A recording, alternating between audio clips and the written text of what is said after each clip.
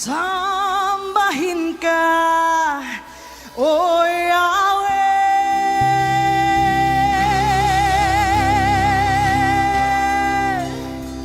Diyos ng langit at lupa.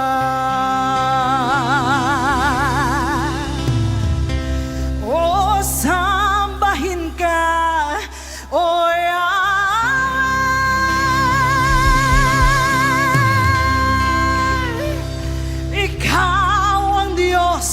na dakila. Hey! Come on, church!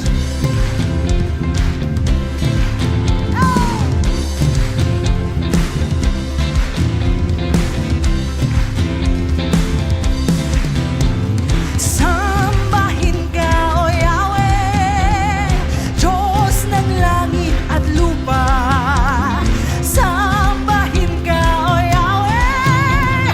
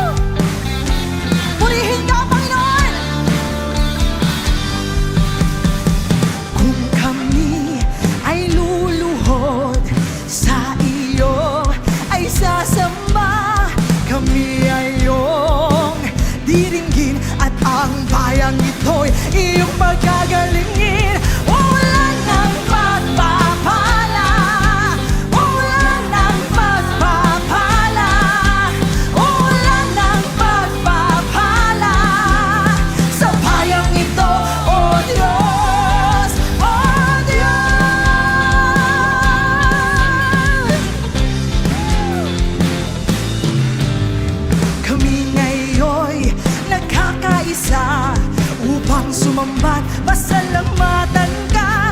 Iisang puso't iisang layunin. Sa bayang ito, ikaw ay purihin. Ulan ng pagpapala, yes! Ulan ng pagpapala, ulan ng pagpapala. Sa bayang ito, Diyos, oh Diyos. Kami ngayon ay nagkakaisa, Panginoon. Wanna sing? Kami ngayon nagkakaisa upang sumambat, pasalamatan ka. Iisang puso't iisang layunin. Sa bayang ito, ikaw ay purihin.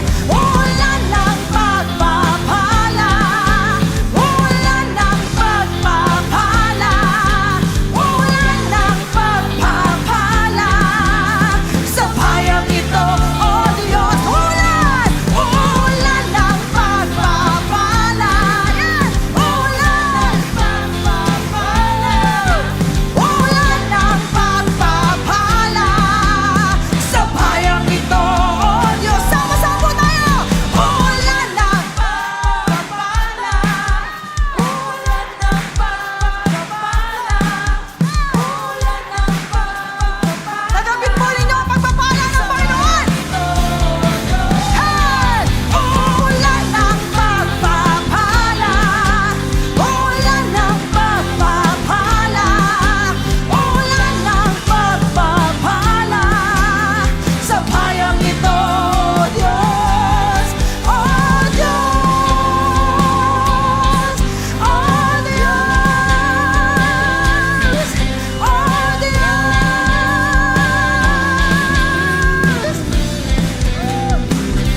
Yes! Papurihin ka, Panginoon!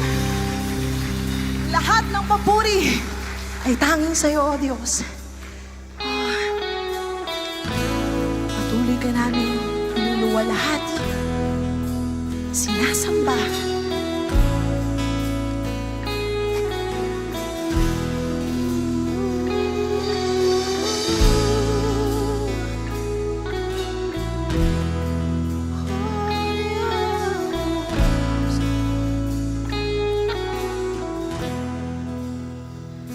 Si Yahweh ang tanging Diyos, may gawa ng lahat ng mabuti. Ang lahat ng nilikha mo'y sumasamba sa iyo. Ang aming bayan, pinupuri ka, itinataas, dinadakila. Ang aming puso ay isang umawit sa iyo. Mapalad ang bayan na iyong ibinukod.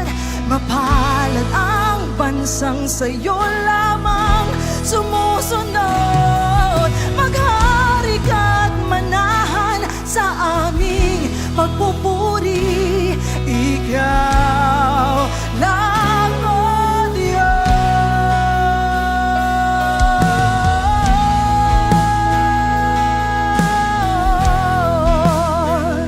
Ikaw lamang, O Diyos. Si Yahweh ang tanging Diyos, may gawa ng lahat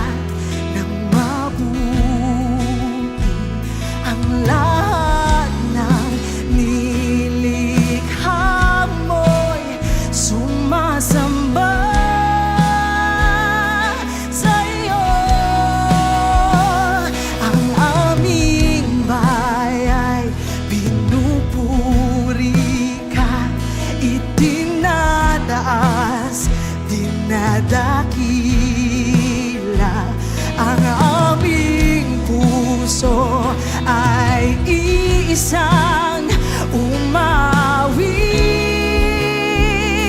sa'yo. Mapalad ang bayan na iyong ibinukod, mapalad ang bansang sa'yo lamang sumusunod. Maghari ka't manahan sa aming pagpupuri, ikaw lang, O Diyos. Mapalad ang bayan na iyong ibinukod, mapalad ang bansang sa'yo lamang sumusunod. Maghari ka't manahan sa aming pagpupuri, ikaw lang, O Diyos.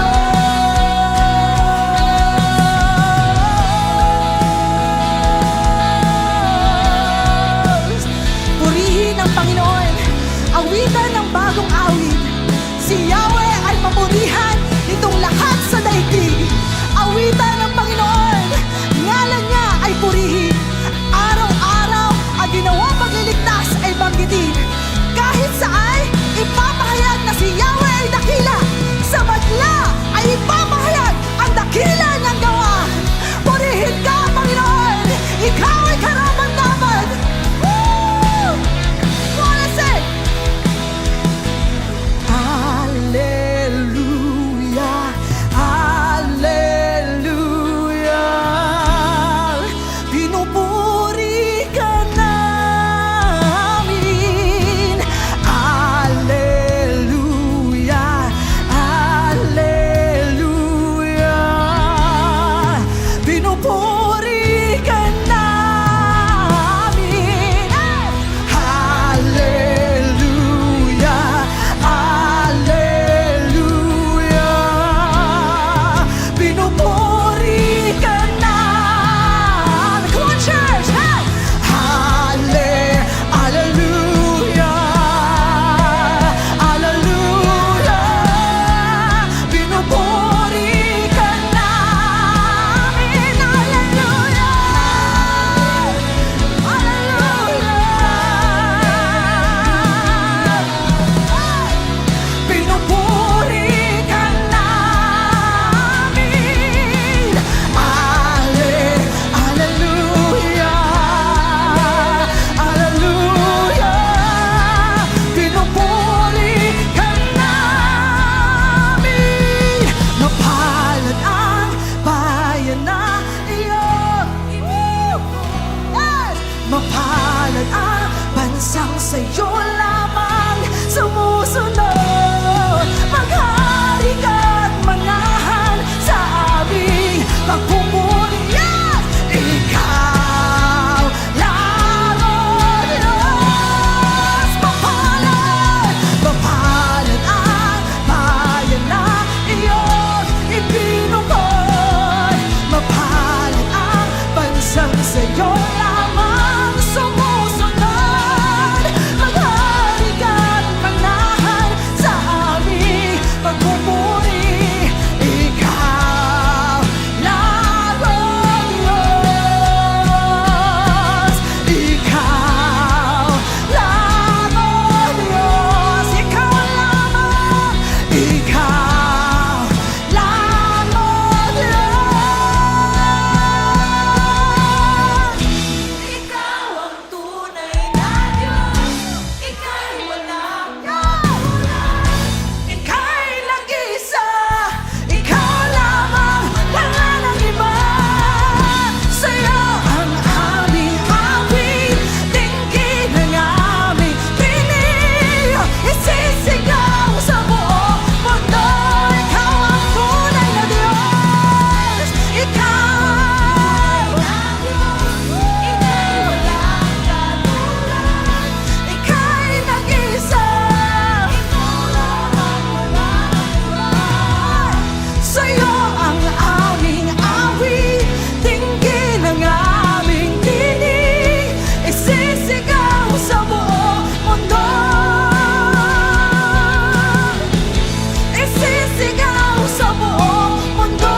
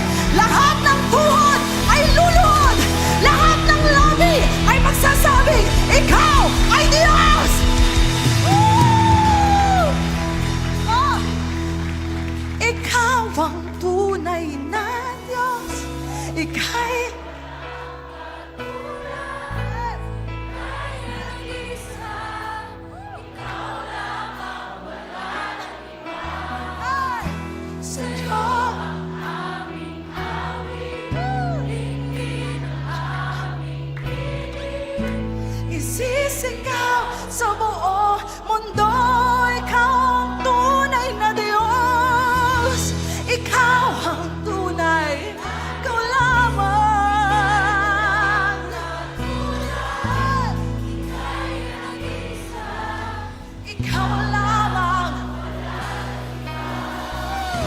Sa'yo ang aming awit, tingin ng aming tinig, isisigaw sa buong mundo ang kadakilaan mo.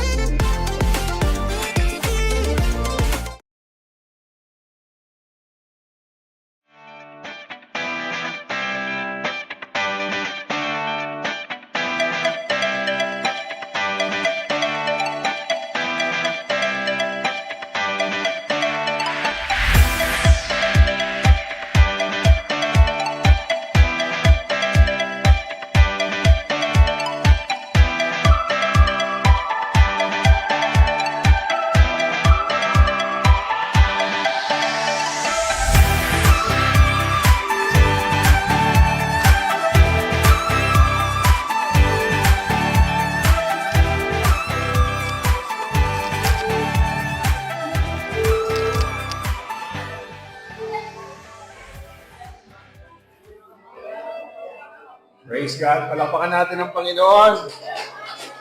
Kahina po yan. Palakpakan natin ang Panginoon. Hallelujah. Hallelujah. Hallelujah. Tayo po'y manalangin.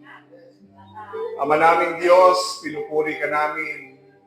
Pinasasalamatan ka namin, Panginoon, sa umagang ito. Napakabuti mo at patuloy naming ibabalik ang lahat ng pasasalamat, pagpupuri sa iyo, o aming Diyos. Patuloy na Lord namin, ibinababa ang aming mga sarili, isinusuko ang lahat sa amin, Panginoon, sa iyong harapan. Patuloy Lord namin, hinihingi ng tawad at hinihingi ng tunay na pagsisisi ang lahat ng aming mga pagkakamali at kasalanan. Patawarin mo kami, makalinisin mo ang aming mga puso. Ikaw ang tunay na nakasisiyasan nito, Panginoon. Makalinisin mo ng iyong banal na dugo at patuloy, Lord, na bigyan kami ng puso, sumusunod, pusong nagbabago mula sa iyo.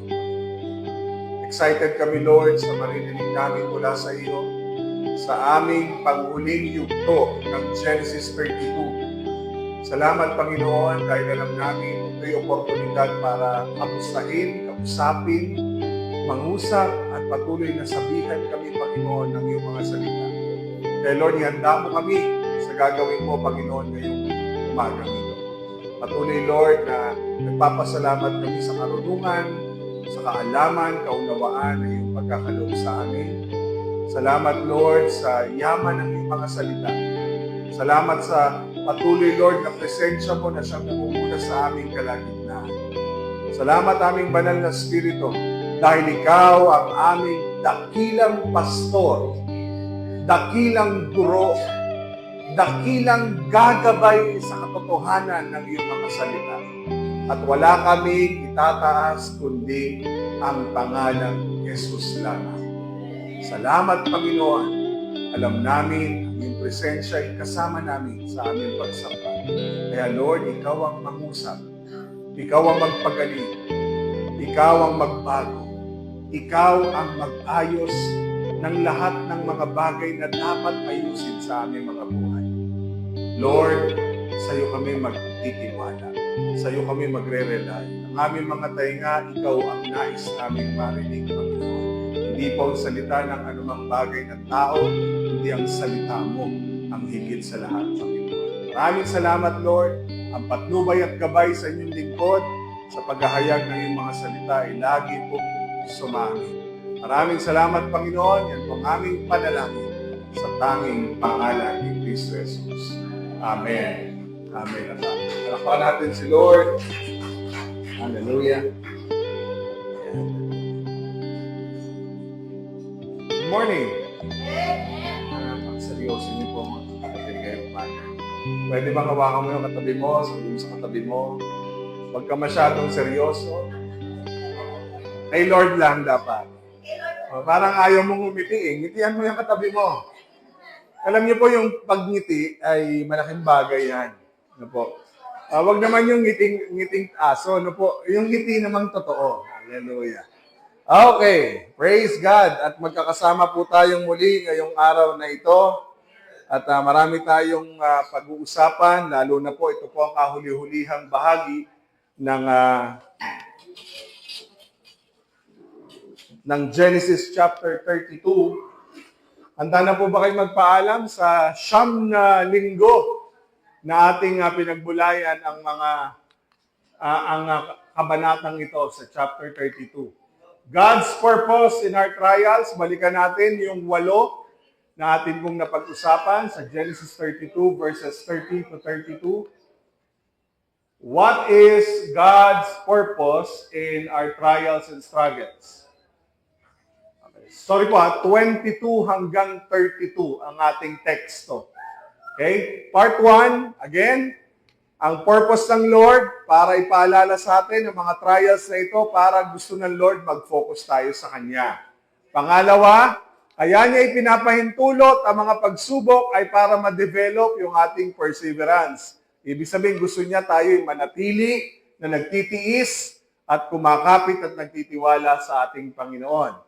Pangatlo, ang purpose ng Lord ay sa mga pagsubok ay ma-recognize, malaman mo yung iyong kahinaan dahil siya lang ang kailangan mo sa iyong mga kahinaan.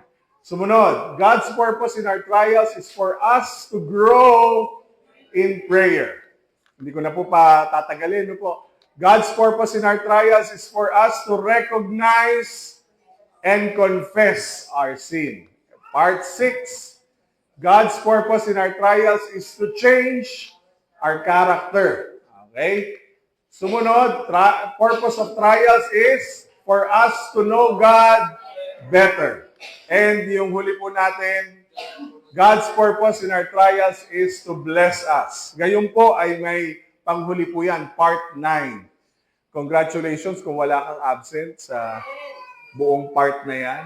At kung alam ko marami kang matututunan, ano po, iiwan na natin ang Genesis 32 at papasok na po tayo sa Genesis 33. Part 9. God's purpose in our trials is for us to become better witness. Si Lord, hindi lang niya gustong magpakilala sa atin. Hindi lang niya gustong pagpalain tayo. Gusto rin ng Panginoon maging pagpapala tayo sa iba. Ulit, mga kapatid, pakinggan nyo. Hindi lang gusto ng Diyos magpakilala sa iyo. Hindi lang gusto ng Diyos pagpalain ka. Ang gusto din ng Diyos maging pagpapala ka. To become a blessing to other people. Amen? Sabi nga, gusto ng Lord tayo ay channel, instrumento, maging daluyan. Sino po gusto maging daluyan ng pagpapala? Tayong lahat. Mas maganda yung nagbibigay kaysa sa tumatanggap. Gusto natin, tayo naman, iba yung pakiramdam na ikaw ang nagbe-bless kaysa sa ikaw ang laging bine-bless. Totoo po yun. So, si Lord, gusto niya maging better witness si Jacob. Basahin natin ng Genesis 32, verses 30 to 32. Basahin po natin. Verse 30. Pinangalanan ni Jacob ang lugar na iyon na Peniel. Dahil sinabi niya, nakita ko ang muka ng Diyos pero buhay pa rin ako. Verse 31, sumisikat na ang araw nang umalis si Jacob sa Peniel. Pipilay-pilay siya dahil nalinsad ang buto niya sa balakang. And last verse, ito ang dahilan kung bakit hanggang ngayon ang mga Israelita ay hindi kumakain ng litid sa magkatapat na buto sa balakang ng hayop. Sapagkat sa bahaging iyon, pinisil ng Diyos si Jacob. Okay. Para simulan po ang mensaheng ito, gusto ko pong magbigay sa inyo ng mas malalim na katanungan. Kapag tayo po'y dumadaan sa pagsubok, ito po yung mga normal na palagi kong sinasabi sa inyong tanong. Bakit ako, Lord? Again, pag may pagsubok, ang unang tanong natin, bakit ako? Pangalawa, ano ang kasalanan ko? Ulit ha, pag may mabigat na pagsubok, mabigat, magaang, o mas matinding bigat, ang tanong, bakit ako, Lord? Ano kasalanan ko? Ano pa yung pangatlo? Kailan po ba matatapos ito? Sino po ang nakaranas na niyan tatlong tanong na yan? Madalas niyo po bang natatanong yan sa Panginoon? Parang ako lang Madalas ba? Lahat tayo, tiyak. Kung meron man dyan na tatlo, bagamat hindi sabay-sabay yan ang tanong mo, pero pag sobrang sagad na ang pagsubok, yung tatlong yan present. Ulit, ano yung mga tanong? Bakit ako? Ano kasalanan ko? Kailan ba matatapos ito? Pero may mas malalim na tanong kapag dumadaan ang pagsubok, pag si Lord, pag ikaw ay nasa Panginoon. Okay? So anong tanong ng Panginoon na gusto nating maitanong din sa ating sarili kapag dumadaan tayo ng pagsubok? Ito po yung tanong ni Lord.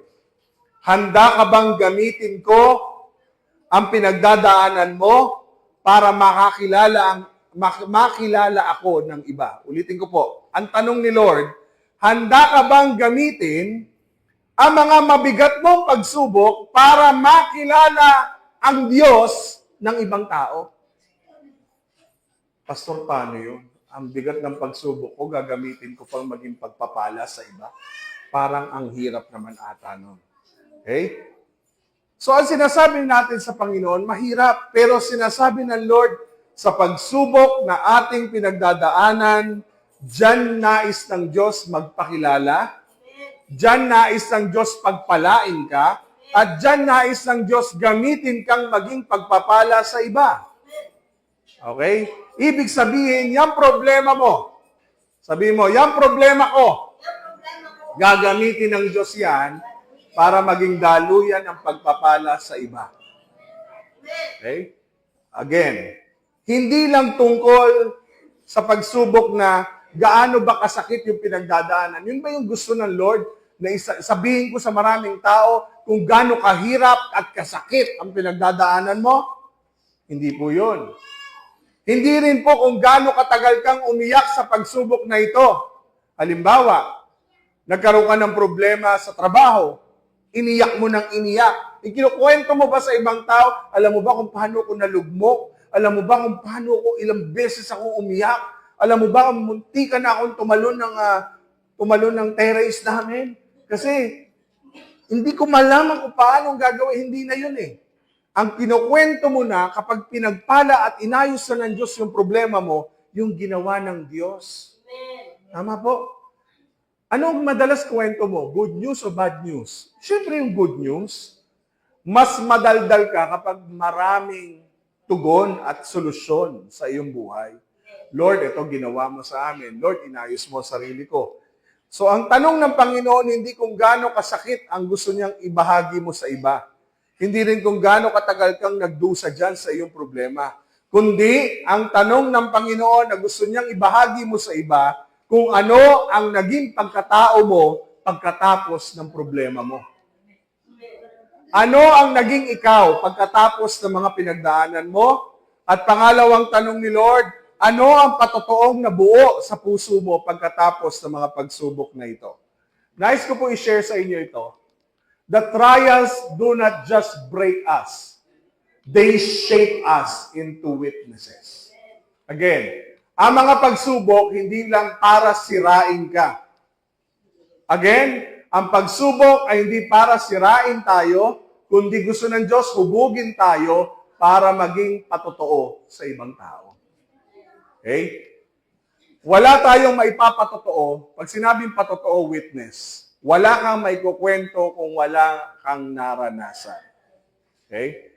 Walang kwento, wala kwenta.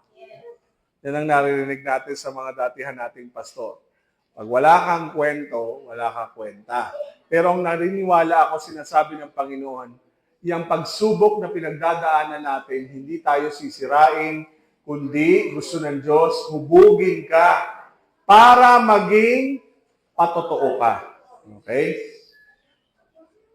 Si Jacob, sa konteksto po ng Genesis 32, siya po ay nasa isang gabi ng lagim. Nakaranas na po ba kayo ng gabi ng lagim? Yung ayaw mo nang puntahan, ayaw mo nang balikan, kasi iba ang lagim ng gabi. Si Jacob po, nung gabing siya'y nag-iisa, gusto niyang takasan ang kanyang kahapon. Gaano po karami sa atin na gusto nating lagpasan na lang ito? Huwag na lang daanan to. Sabi ko nga kay misis ko, parang kapag mga due dates gusto mo nang skip na lang. Pwede ba yun skip? Parang ads. Skip ads. O kaya parang yung aming trabaho, kasi nakalimang araw na po kaming pang gabi hanggang pang umaga. Gusto ko mag-skip na lang yung araw na yun kasi ang hirap nang magpuyat. Diba, Ise? Ise, hirap magpuyat. Ano? Ang hirap dahil iba ang tulog sa gabi, iba ang tulog sa araw. Hindi nakukumpleto ang tulog mo kahit anong gawin mong tulog sa umaga kasi hindi normal na maliwanag. Tama po? Minsan, iisipin mo, Lord, gusto ko nang takasan ng kahapon. Kasi kahapon naman yung problema mo eh. Ang dami mong kahapong problema na sinosolve mo ngayon. Tama po? Sino po yung mga may problema kahapon? Di ba? Laging kahapon. Kung gusto mo mang takasan, yung kahapon. Huwag mo nang maranasan sana. Yung naranasan mo kahapon, maranasan mo uli ngayon. Tama po? Yung dusang pinagdaanan mo kahapon, pag sinabing kahapon, yung mga nakalipas na panahon, ayaw ko nang balikan yun. Pero kahit anong takas natin, para siyang chiclet na nakadikit sa iyong katawan na hindi mo matanggal-tanggal. Ibig sabihin, si Jacob, hindi niya matakasan ang kanyang kahapon. Sino po katulad ni Jacob na nakaranas ding matakot sa kinabukasan? Takot ka na kahapon, gusto mo nang takasan yung kahapon, natatakot ka pa sa kinabukasan. Sino po yung katulad ni Pastor? Takot ka na kahapon, natakot ka pa yung ngayon, lalo na yung bukas. And sabi ng Panginoon, walang nakatitiyak sa araw ng bukas. Walang nakasisigurado sa araw ng bukas.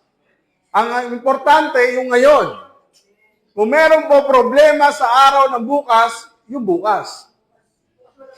Para bang Lord, pag bukas kasi dadaan talaga yung bukas eh.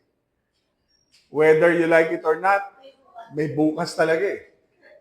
Kung wala ka na bukas, sigurado, patay ka na. Tama? Again kung ayaw mo ng bukas, abay, patay na. So, ibig sabihin, marami sa atin, ang pagsubok natin pinagdadaanan, takot tayo sa kahapon, gusto natin takasan ng kahapon, natatakot din tayo sa kinabukasan. Wala po sigurong tao na hindi natatakot sa kanyang magiging future. Unless anak ka ng mayaman. Na hindi ka na nag-aalala. Kaya lang, alam niyo po, ang mayayaman nag-aalala sa kanilang iiwanan. Dahil hindi nila alam kung yung mga kayamanang kanilang ipinunda ay aalagaan ng mga maiiwan. Tama po? Meron kasing iniwanan mo yung yaman, pagkatapos yung magkakapatid, nag-away-away, sila-sila ang nagpatayan. May nangyayari pong yan. At personal po naming naranasan yan sa aming pamilya, sana wala na lang mana, sana hindi na lang nag-away-away. Isipin niyo po, mula nang namatay yung kanilang mga magulang, nagkawatak-watak na silang magkakapatid dahil marami silang paghahatian. Sino po dito yung maraming mamanahin? Tatabi ako sa inyo. Sigurado po, kapag maraming mamanahin sa magulang, dapat yung mga magkakapatid, magkakasundo. Kasi sa totoo lang po mga kapatid, pag pera na ang usapan, wala nang kapatid-kapatid. Totoo po yan. Wala nang galangan. Meron pa magsasabi, ako ang panganay, dapat doble ang aking parte. May mga ganyan. Totoo po ba? May ganyan. Ako ang bunso, dapat sa akin mapupunta ang trono ng bahay. Aba. Di ba? May mga ganyan po usapan eh. Pero ang katotohanan, kung ang magkakapatid ay nabuo ng pagmamahalan, eh sana walang ganon. Pero mapalad ang mga walang mamanahin kasi walang pag-aawayan. Pero ang problema, utang ang iniwan, kaya yun ang pag-aawayan. Tama po? So, gusto mo nang takasan yung kahapon,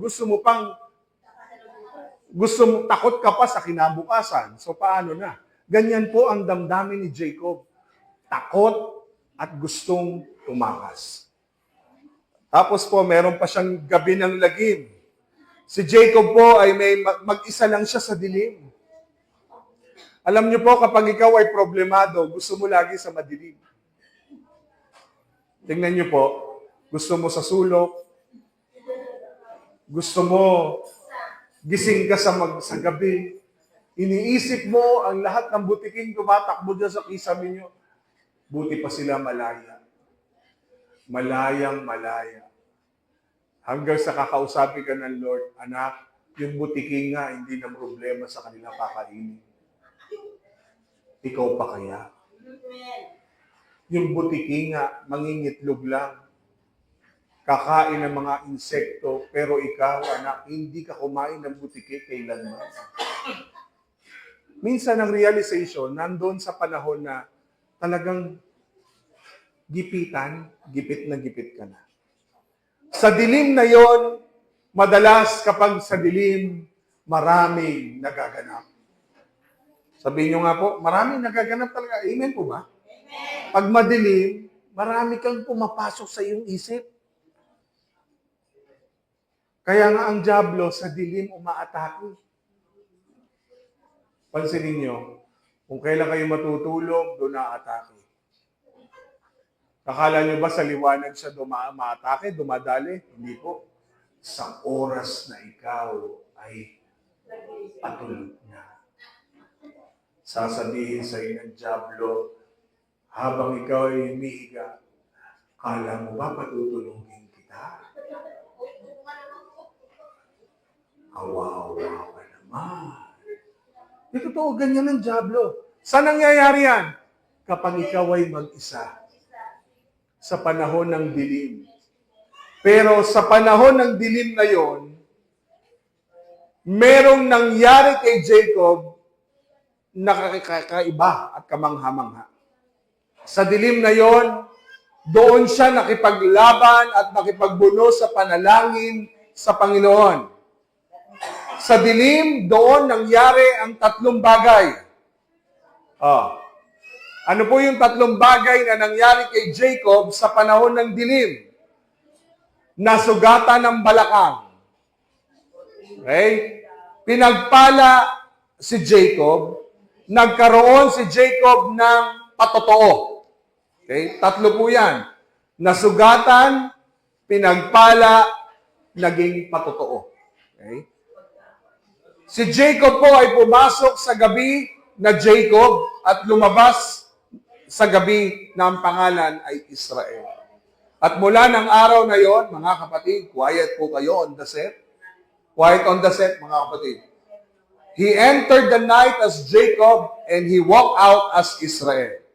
At mula ng araw na yon, hindi lang siya nakaligtas, hindi lang siya nanalangin, hindi lang siya umiyak, kundi si Jacob ay naging saksi. Parang yung anong tawag yun? Newscast? Saksi! Yeah. Okay. So, ang tunay na saksi, ito po yung una. Ang tunay na saksi ay hindi lang nakarinig tungkol sa Diyos, kundi nakatagpo niya ang Diyos. Again, basahin natin. Ang tunay na saksi ay hindi lang nakarinig tungkol sa Diyos, kundi nakatagpo niya ang Diyos. Hindi sinabi ni Jacob na narinig niya ang Diyos. Ano sabi niya? Nakita ko ang mukha ng Diyos. Sabi niya, hindi ko lang siya narinig. Nakita ko siya mismo. Iba po yung saksi na nakakita. Ang saksi dapat nakita. Hindi narinig. Pag narinig mo yan, chismoso ka. Chismosa ka. Oo. Hindi tinatanggap ng batas kasi narinig ko lang sa kapitbahay ko na ganito ang ginagawa nila. Ay, nako. Mali. Kaya nga, akala ko ako'y chismoso lang. Kaya sabi ko sa post ko, nakita niyo ba yung post ko? Akala ko, lobo lang ang sumasabog. Pati pala, pasensya ko. Hallelujah. Naririnig ko lang silang sigawan ng sigawan, lagapakan ng lagapakan sa sasakyan. Sabi ko, si Wiggy, kawawa naman si Wiggy. Panay tama ng bola. Nag-volleyball, nag-spike, tumama sa may sasakyan. Sabi ko, wow, nakakatuwa. Sabi ko, blessed na blessed talaga ako. So, hindi ko lang narinig. Nakita kong tumatama. Nakita kong mawawasak ang sasakyan. Kaya lumabas si Pastor, mga nene, mga toto, mahal tayo ni Lord, pero please naman, umayos kayo.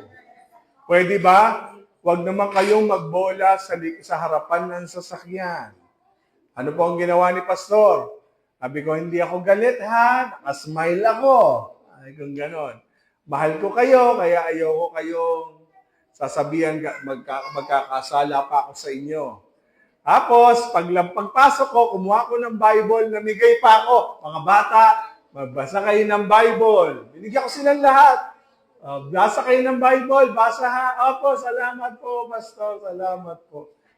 Pagtalikod ko, wala pang ilang minuto. Boom, boom, boom, boom. Napuno na ang salok. At ako, akala ko po, ako lang ang galit. Alam niyo po, ang tumapos ng laban kung sino? Mga kapitbahay ko. Sabi nila, ngayon ko lang narinig si Pastor na sumigaw sa loob ng 2 taon dito.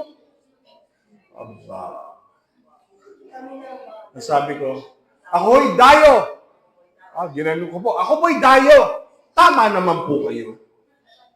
Pero hindi ibig sabihin na ikaw ay dayo. Hindi ka natuturing para maging tao. Di narinig po namin, habang narinig, nakita ko mismo, nagwawala ang mga tao doon. At mukhang mawawala na naman kami ng kapitbahay. Hallelujah. Ang masakit po sa akin, same faith, parehas natin ang pananampalataya natin. Kapwa nating Kristiyano. Kaya hindi lahat talaga. Sipin niyo po mga kapatid, nakita ko ang mukha ng Diyos. Hindi sinabi ng Diyos na narinig ko ang Diyos, kundi sinabi niya, nakita ko ang Diyos ng mukhaan. Marami mga Kristiyano, nagbabasa ng verse, umaawit sa Panginoon, may Sunday attendance, pero maraming hindi nakakakita sa mukha ng Diyos. Again, marami ang nakikinig. Tingnan mo yung katabi mo, nakikinig ba yan? Marami ang nakikinig, pero hindi lahat nakakita ng mukhaan sa Panginoon. Ano po ba ang ibig sabihin nun? Marami po ang makikinig, pero hindi lahat makakaranas. Kaya po sinasabi ko po sa inyo, kapag kayo papasok sa bahay-sambahan, wag lang po kayong makinig. Gusto ko po maranasan ninyo yung presensya ng Panginoon. Hindi po yung pumunta ka sa pagsamba, mas malakas pa ang boses mo kaysa kay pastor. Amen? Sabi mo sa katabi mo, ikaw kasi. Diba? Ikaw kasi, ikaw. So, ibig sabihin, Ang salitang nakita ko ang mukha ng Diyos ay naranasan niya mismo, na-enkwentro niya mismo ang walang iba kundi ang Diyos. Ano ba sabi ng Bible, di ba? Kapag nakita mo ang Diyos, mamamatay ka. Pero ang sabi ni Jacob, nakita ko ang mukha ng Panginoon, nakita ko ang mukha ng Diyos, pero buhay pa rin ako. Ibig sabihin, mga kapatid, gusto ng Diyos magkaroon tayo ng tinatawag na lugar kung saan mo nakikita ang Diyos. Meron ka ba sa loob ng bahay nakikita mo ang Diyos? Nararanasan mo ang Diyos sa lugar na yun? Marami pong bahay ngayon, mula na naging Kristiyano, wala na siyang altar. Sino po hanggang ngayon may altar? Wala na kayong altar sa bahay? Alam niyo po, iba yung lugar na may altar ka kung saan pwede ka maglagay doon ng oras, panahon. Doon mo na i-enkwentro ang Panginoon. Etong church, kaya po kayo napunta dito, ay dahil dito natin nararanasan ang presence ni God. Ang tawag po dito ay Peniel Experience. Ayan, Peniel Experience. Ang tawag po sa lugar na ito ay Peniel. Pero hindi lahat ng nasa lugar na ito na nakikinig ay nakaranas. Ulitin ko po iba ang nakikinig, iba yung naranasan. Kasi pag naranasan mo ang Panginoon, hindi mo hahayaang hindi sabihin sa iba. Alam niyo po mga kapatid, napakahalaga ng Peniel encounter. Okay? Sa loob ng church mga kapatid, sa ating G12 Church, kailangan po maranasan mo yung Encountering God Retreat. EGR, kung tawagin. Bakit po? Mahirap sabihin sa iba na totoo ang Diyos kung hindi mo naman siya naranasan. Ulitin ko po kaya hindi mo chinichismis ang Diyos kasi hindi mo siya naranasan. Pero kapag chismis lang at narinig mo, wala kang pakialam. Pero kapag naranasan mo na sa gitna ng pagsubok, kumilos ang Diyos, ipagkakalat mo na buhay ang Diyos. Di ba? Yung sakit mo, pinagaling ka, ibig sabihin, buhay ang Diyos. Kaya lang, kung ang tingin mo sa Diyos ay parang pinagaling mo na ako, tapos na, hindi. Gusto ng Lord, kaya kanya pinagaling kasi gusto niyang ibahagi mo siya sa ibang tao. Amen? Kaya po, ang church ay dumarami kasi po nararanasan nila ang presensya ng Diyos. Tama po? Kaya yung katabi mo nandito kasi may nagsabi dyan na naranasan niya ang Diyos. At ngayong siya'y nandito na nararanasan niya na ang Diyos, wala kang pakialam na sabihin sa iba, ibig sabihin, hindi mo pa siya nararanasan ng buo. Kaya yung problema natin, pag nakita mong kumilos ang Diyos, magugulat ka. Hindi mo pwedeng hindi sasabihin sa Panginoon. Excited po ako sa Peniel encounter ng iglesyang ito. Alam niyo po, excited si Pastor sa magiging Peniel encounter. Ibig sabihin, kapag naranasan natin ang Panginoon ng mukhaan, hindi ka pwedeng hindi magbabago. Okay? So sabi po ni Job, noon, naririnig ko lang po sa iba ang tungkol sa inyo, pero ngayon, ay nakita ko na kayo. Alam niyo po, para mas maintindihan natin, iba po yung nakapanood lang sa YouTube ng taong, yung tungkol sa sunog. Halimbawa, nanood ka sa YouTube patungkol sa sunog. Iba yung taong nagkukwento ng totoong nakaranas ng sunog sa taong nanonood lang ng sunog. Ulitin ko po sa YouTube, pag nanood ka ng sunog, iba yung nakikita mo lang, iba yung naririnig mo lang sa talagang nasunugan talaga ng bahay. Ang una, meron pong kwento. Pangalawa, meron pong patotoo. Ang gusto po ng Diyos, hindi ka lang maraming alam sa Kanya. Ang gusto ng Diyos, marami kang naranasan sa Kanya. Ulit, ayaw ni Lord, marami ka lang alam. Ang usapan dito ay kung gaano karami ang naranasan mo sa Diyos. Ulit. Mga kapatid, para ako naghihila ng lubid. Ulitin ko po Ang Diyos, ayaw niya ng dami lang ng alam. Ang gusto niya, dami ng karanasan. Tama po. Sa trabaho, ang hinahanap ng employer, tama po ba? Karanasan. Hindi diploma. Yun ang masakit sa ibang bansa. Hindi yung, gano'ng karaming diploma mo? 10 tinapos ko. Ano ang experience mo? Wala po. Naku po. Alam ko po sa mga skilled talaga ang kinukuha. Sa Australia, skilled worker. Sa New Zealand, skilled worker. Sa mga bandang Europe, lahat skilled worker. Tama po ba? Skilled lahat. Kaya pag wala kang experience, talo ka. Kahit marami ka pang diploma. Kaya ang gusto ng Diyos, hindi ka lang inform. Gusto ng Lord, transform. Ulit, hindi lang gusto ng Diyos, inform ka. Gusto ng Lord, transform ka.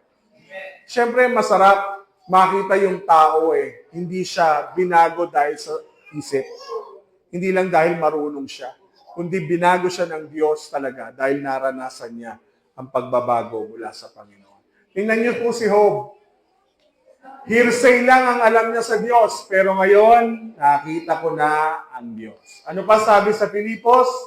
Nais ko ngayon na higit pang makilala si Kristo, maranasan ang kapangyarihan ng muli niyang pagkabuhay, makabahagi sa mga paghihirap niya, at matulad sa Kanya sa kamatayan niya.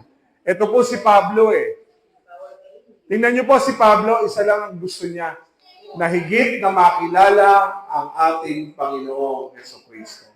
Maranasan, tingnan niyo po makilala, maranasan, at makabahagi sa kanyang mga paghihirap. At syempre yung dulo, matulad sa Kanya. So lahat po yan ay gusto ng Diyos maranasan natin. Kaya lang, pag pagsubok na po pag-uusapan, Lord, pwede bang skip muna? Kapag yung gusto mo blessing, lahat ng Kristiyano, tataas ang kamay. Tama po? Ulit. Lahat tayo gusto ng blessing.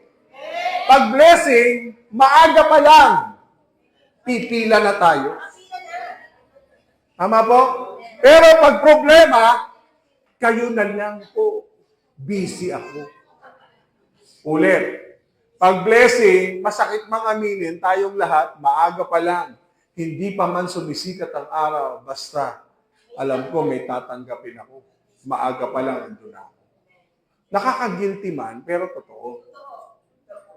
Pero pag problema, ayaw natin pumila. Kasi ayaw nating mahirapan. Tama po? Masakit mang aminin pag problema na, talagang iiwanan ka. At yun po ang natural effect ng problem. Malalaman mo ang mga tao kung sila'y totoo sa'yo pag nandiyan ka na sa gitna ng problema. At alam niyo po kung sino na lang ang maiiwan sa gitna ng problema mo? Si Lord na lang. Sabi ni Lord, iwanan ka man ng lahat, pero ako, mananatili ako sa iyo. Tama po. Pero pag marami kang blessing, marami kang kaibigan, marami kang BFF. Oo, pag marami kang blessing. Pero kapag nawalan ka, kaya nga yung mga tao na nandiyan sa tabi mo, sa panahon ng hirap mo, hindi mo sila malimutan. Bakit po? Bakit po? Dahil kasama mo sila sa hirap at sa ginhawa. Tama po? So, ibig sabihin mga kapatid, ang gusto ng Lord, hindi, sabi ni Pablo, hindi ko lang siya gustong makilala. Gusto ko din siyang maranasan. Ang alin? Yung kapangyarihan ng Diyos na muli niyang pagkabuhay. Gusto ko ding maging kabahagi. Ayoko lang nang makilala si Jesus. Nasa na kaya tayong pattern ni Lord dyan? Andito na kaya tayo? Okay Lord, nakakilala na ako sa'yo. Pero yung maranasan yung kapangyarihan mo, gusto ko din yan. Pero yung makabahagi sa... Lord, skip. Hanggang dito lang. Okay? Yung matulad sa kanya, sa kamatayan, skip na yan. Ito po, yung una, maganda. Yung baba, pangit. Kaya ang gugustuhin mo dyan? Siyempre, maganda. Lord, higit kitang makilala, ang saya nun. Lord, gusto ko maranasan ang kapangyarihan mo, ang saya nun. Pero yung makabahagi ka sa paghihirap, matulad ka sa kanya sa skip. Okay? So sa puntong ito mga kapatid, yan po yung mga bahaging gusto ng Lord na maranasan natin. Makilala siya, maranasan siya, makabahagi sa paghihirap niya, at matulad sa kanya. Okay. Next, number 2.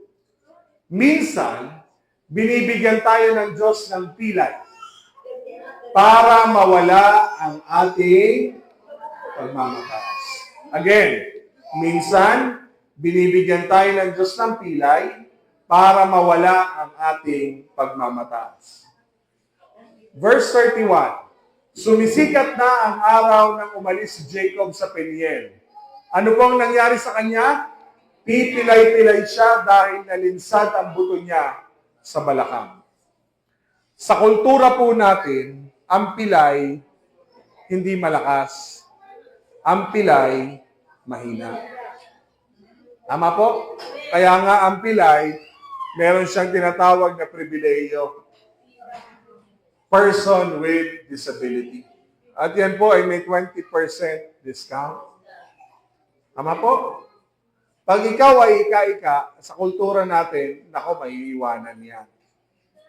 Pero sa totoo lang mga kapatid, sa Diyos, yung pagkapilay mo, bakas yan.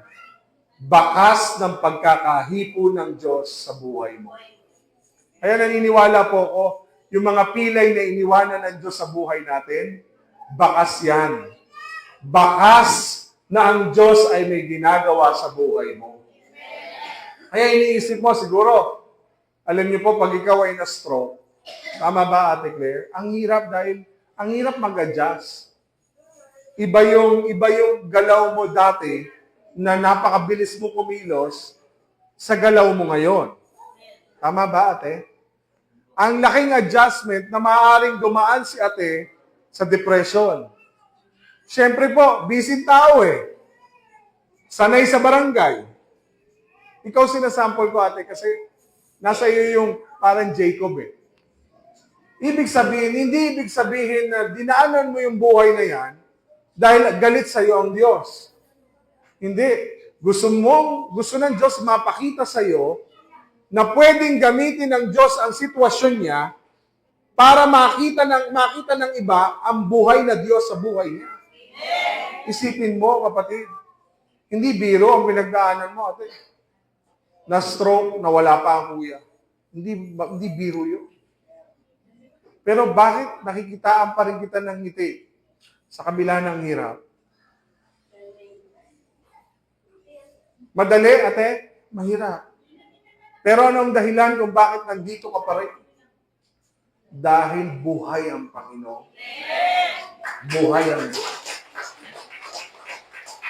Eh lalo, gusto mong umawit at manganganta ka sa Panginoon. Umaawit ka ng pagsamba, hindi ka makaawit ngayon kasi nahihirapan ka. Pero gagamitin ng Diyos yung iyong kalagayan, hindi sa paraan na gusto mo, kundi sa gusto ng Panginoon. Tandaan po natin, may mga pilay na hindi gumagaling. Ulitin ko po, may mga pilay na hindi gumagaling. Merong mga pilay na parang pilay ng hiwalayan. Alam niyo po, kapag naghiwalay, may pilay. Kapag may namatay na mahal sa buhay, may pilay yan. Pag ikaw ay bumagsak sa iyong buhay, may pilay yan. Kapag nalinlang ka, naloko ka, may pilay yan. Ibig sabihin, yung mga pilay na yan ay hindi para pilayan ka talaga, kundi hindi rin para ipahiya ka ng Diyos, kundi para ipaalala sa iyo. Ate, makinig kang mabuti. Ang pilay na meron ka ay isang paalala ng Diyos sa iyo. Alam niyo po, may isang lalaking muntik ng malunod. No? Buhat nang mailigtas siya, takot na siyang lumangoy. Kasi nalunod, muntikan na nga siyang malunod. Pero sa bawat takot niya, may paalala. Ate, dapat sana'y patay na ako, pero iniligtas pa rin ako ng Diyos. Amen. Hindi lahat ng na-stroke, buhay. Tama po? Hindi lahat ng na-stroke, buhay. Maraming na-stroke, diretso, patay. Tabi mo sa katabi mo. Na-stroke ka ba? Hindi naman. Pero may mga pilay tayo na minsan tinatanong natin si Lord, bakit ako? Ano kasalanan ko? Kailan ba matatapos ito? Pero sa totoo lang, kung hindi mo naranasan yung pilay na yan, hindi mo sasabihin, mabuti ang Diyos.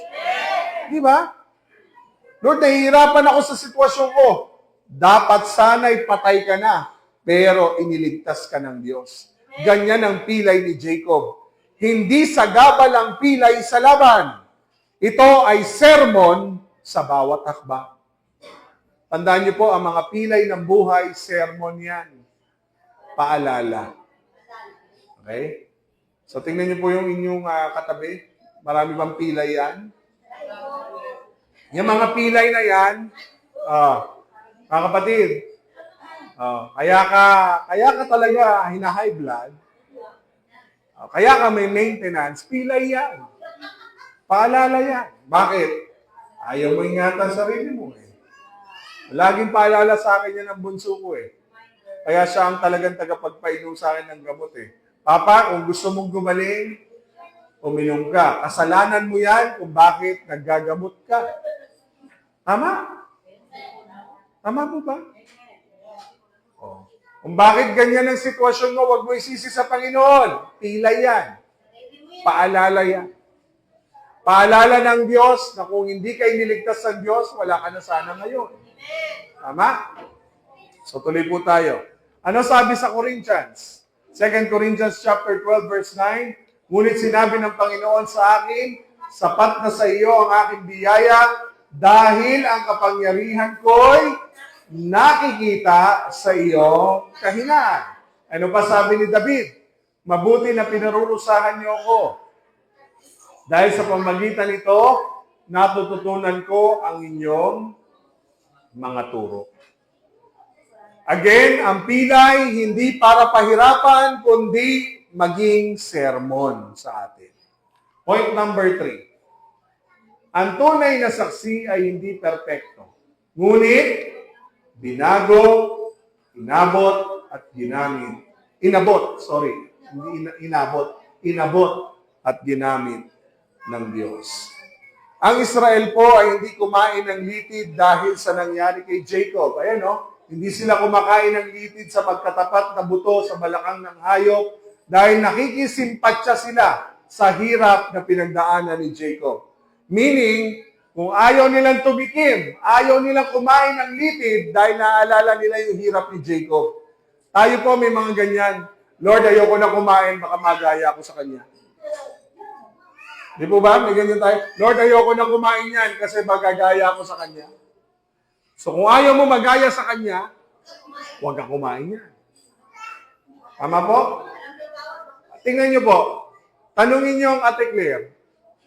Marami nang sasabihin sa iyong paalala.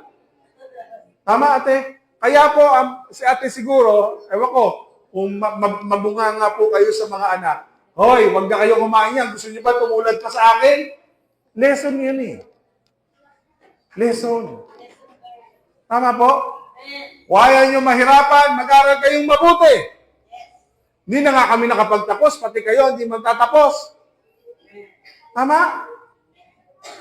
Oh. Gumising kayo ng maaga. Ano sabi? Pag hindi, lagi kayong mahuhuli sa mga biyaya. Meron pang ibang term dun eh. Yung, meron tawag pa dun eh. Di ba? Yung parang, nauna pa ang manok. Parang, nauna ka pa sa tila ng manok. Kaya nung nagbuhusan Diyos ng biyaya, ayun, nakanganga ka na lang, sa bibig na lang dumaan. Tama po mga kapatid? So, ibig sabihin mga kapatid, kung ayaw mong maranasan yung buhay noon, ayusin mo. Tama po? Maraming paalala sa atin na ito'y magsisilbing marka na wag na nating ulitin pa. Tama po? Eh syempre, yung anak mo, isipin mo, pinag-igib mo, may gripo naman pala. No, anak, gusto kong maranasan mo ang matinding hirap. Sabi ni Brother Jano, mag-igib ka mula doon sa kanto. Sinabi niya kay Isabel at kay Paul, mag-igib ka. Tapos malaman-laman mo, may gripo pala. Hindi dahil gusto mong pahirapan sila, gusto mong matuto sila. Tama? Isipin mo, sabi mo sa anak mo, anak, nung araw tagahugas ako ng pinggan ng nanay ko, hindi ko na ituturo sa iyo ang mga hirap na yan. Hindi, dapat matuto sila. Tama po? Kasi paalala yung mga basag na plato, paalala yun. Yung may mga pingas na baso, paalala yun. Paalalang may minsan nagdabog habang naghuhugas ng plato. Tama po? Yung mga lamat sa di ba, yung mga, pag galit ka talagang lahat eh. Pag inis ka, nagdadabog ka, naghugas ka ng plato, lahat basag eh. Lahat may tama eh. So, ibig sabihin, mga paalala ng kahapon. Ibig sabihin, hindi sila kumakain ng litid dahil natuto sila sa nangyari kay Jacob. Ibig sabihin, naikwento. Nalaman nila ang kwento, nalaman nila ang pangyayari, kaya naaalala nila. Kasi may patotoo. Si Jacob ang patotoo. Ang buhay natin magiging ganyan din. Hindi dahil magaling ka, hindi dahil matuwid ka, kundi sa panahon ng pilay, may Diyos na humipo sa iyo. May Diyos na nagpatigil na sa takbo mo at may Diyos na nagbago ng direksyon mo. Tandaan niyo po, ang pusong marupok. Tingnan niyo po ha. Ang pusong marupok. Ano? Ang pusong marupok. My God.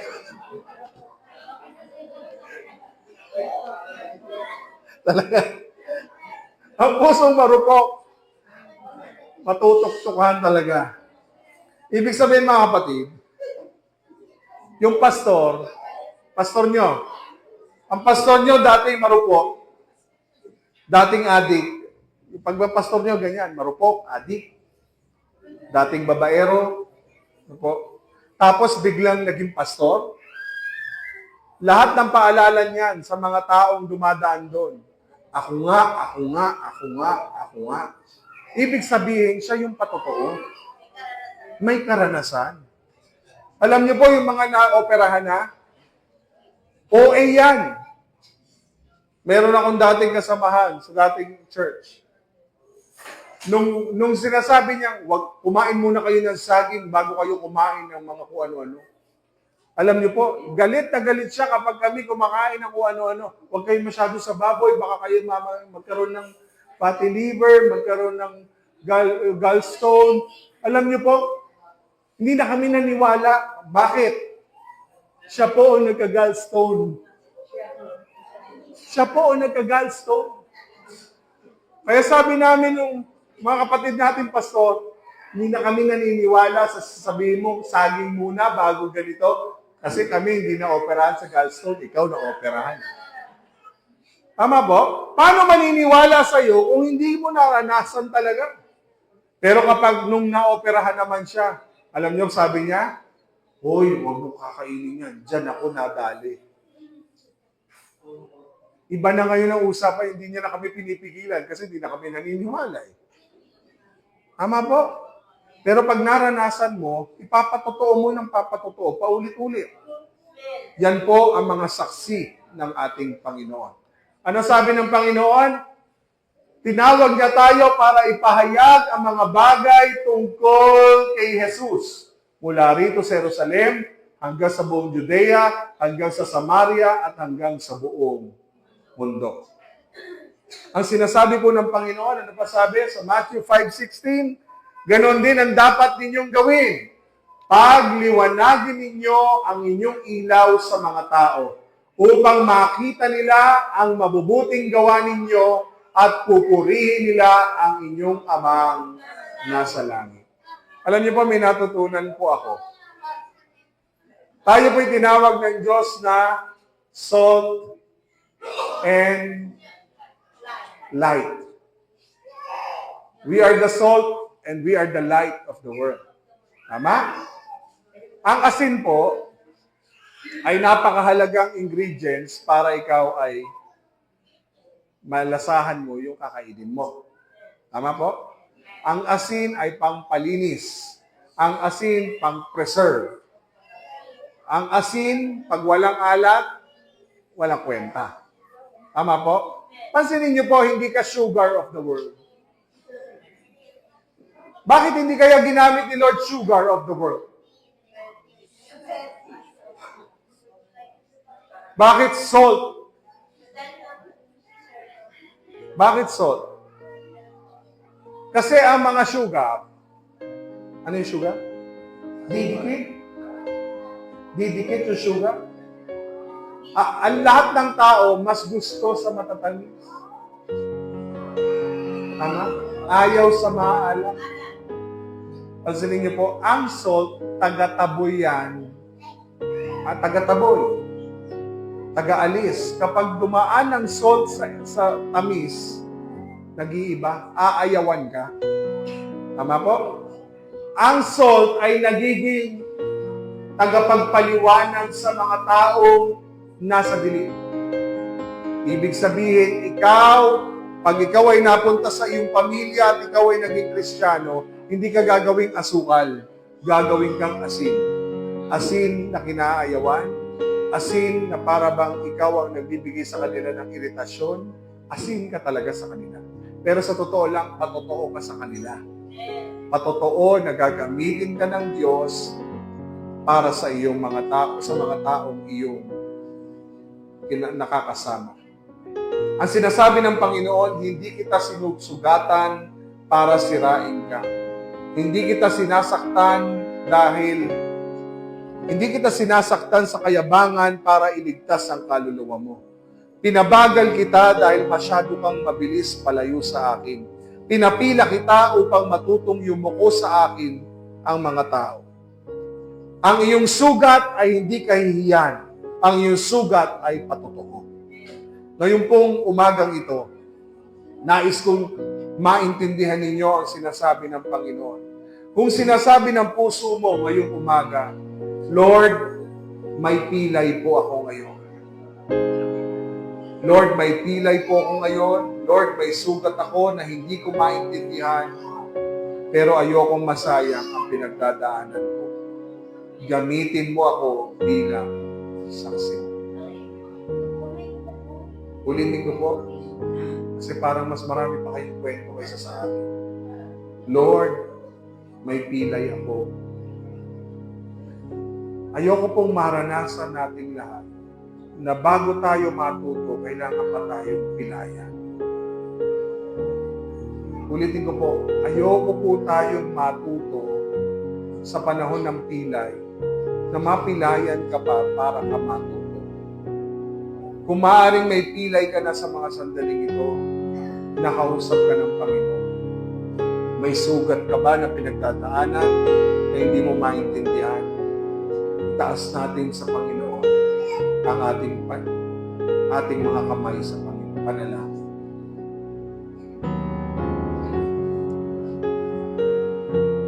Tayo po'y manalangin.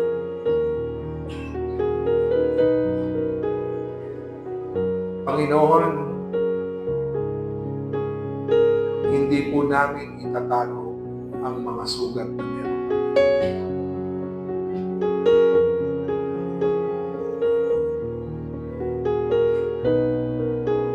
Hindi namin kayang itago ang lahat ng pilay na aming pinagdaanan. Napakarami po. Hindi mabilang. Maaari yung mga pilay na aming pinagdaanan, hindi pa rin kami natulog. Maaaring binabaliwala namin ang mensaheng ito, pero napakahalaga nito na ipinauunawa mo sa amin.